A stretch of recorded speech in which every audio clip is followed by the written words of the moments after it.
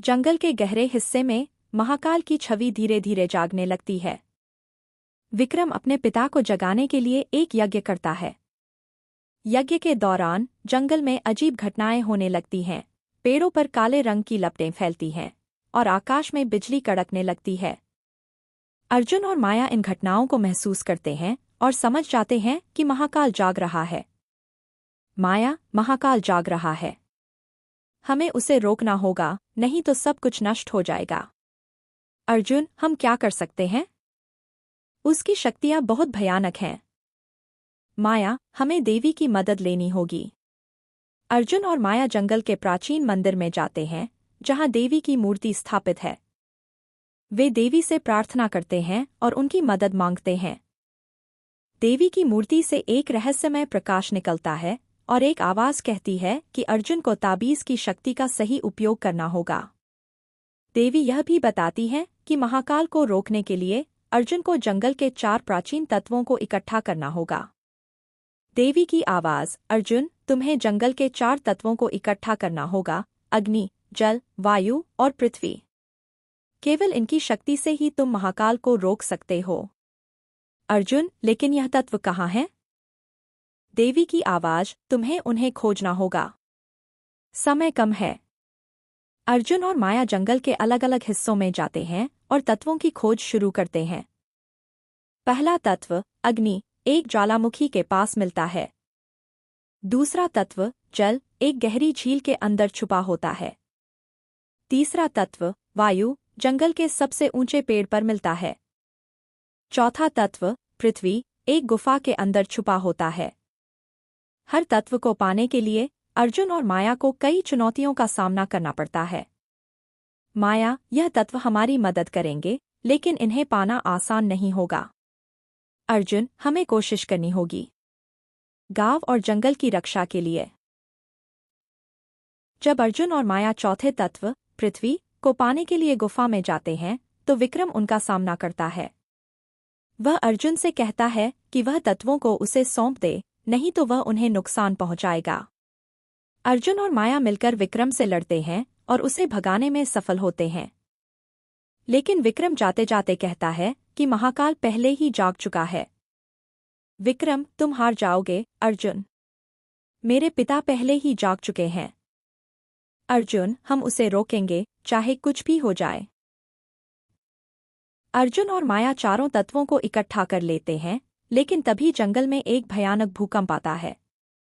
महाकाल की छवि दिखाई देती है और वह गर्जना करता है, मैं आ गया हूँ। अर्जुन और माया समझ जाते हैं कि अब उन्हें महाकाल का सामना करना होगा।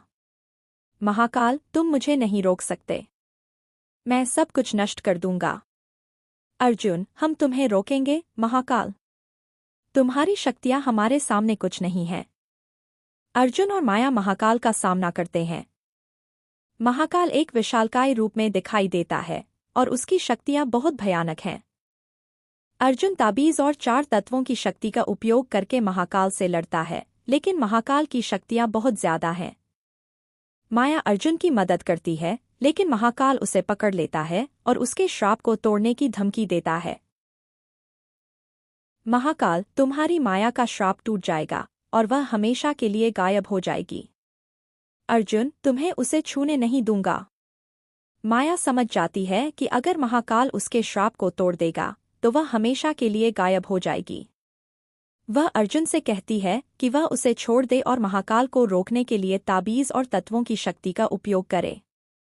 अर्जुन मना कर देता है, लेकिन माया खुद को महाकाल के सामने झोंक देती है और उसकी शक्तियों को अवशोषित कर लेती है। इससे महाकाल की शक्तियां कमजोर हो जाती हैं, लेकिन माया का शरीर धीरे धीरे गायब होने लगता है।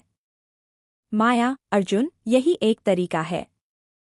मैं तुम्हारी मदद करूंगी, लेकिन इसकी कीमत मुझे चुकानी होगी। अर्जुन, नहीं, माया। मैं तुम्हें नहीं खो सकता। माया के बलिदान से महाकाल की शक्तियां कमजोर हो जाती हैं और अर्जुन ताबीज और तत्वों की शक्ति का उपयोग करके उसे हराने में सफल होता है। महाकाल गर्जना करता है और जंगल में गायब हो जाता है।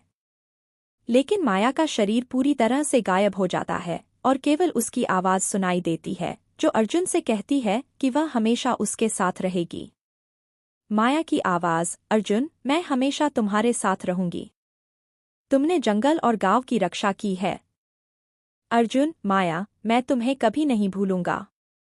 अर्जुन गांव वापस आता है, जहां गांव वाले उसका स्वागत करते हैं।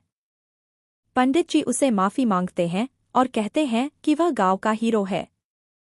अर्जुन माया की याद में जंगल के किनारे एक पेड़ लगाता है और कहता है कि वह हमेशा उसकी यादों में रहेगी। पंडित जी, अर्जुन, तुमने हम सबकी रक्षा की है। तुम हमारे हीरो हो।